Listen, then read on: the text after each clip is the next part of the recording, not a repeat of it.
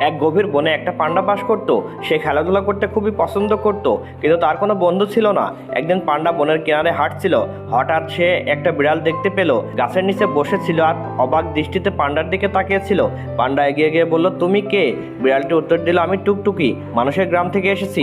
পান্ডা বলল, আমি একা থাকি, চলো বন্ধু হই। টুকটুকি ভেবে বলল, তুমি কি মাছ খাও?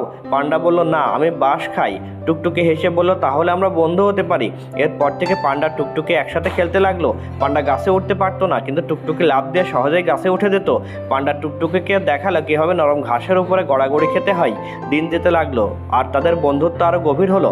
একদিন এক ভয়ানক ঝড় এলো। টুকটুকি ছোট ছিল বলে সহজেই একটা গর্তে লুকিয়ে পড়লো, কিন্তু পান্ডা এত বড় ছিল যে কোথাও লুকাতে পারছিল না। টুকটুকি বুদ্ধি করে পান্ডাকে বলল, তুমি আমার পিছু পিছু এসো, এবং সে একটি গাছের খোড়ল দেখিয়ে দিল। সেখানে দুইজনে আশ্রয় নিল এবং তারা সারা রাত একে অপরকে জড়িয়ে ধরে শুয়ে থাকলো। পরের দিন সকালবেলায় ঝড় থেমে গেল। পান্ডা ও টুকটুকি বুঝতে পারলো যে তারা শুধু বন্ধু নয়, একে অপরের পরিবার হয়ে গেছে। এভাবে পান্ডা ও টুকটুকির বন্ধুত্ব জমে উঠলো।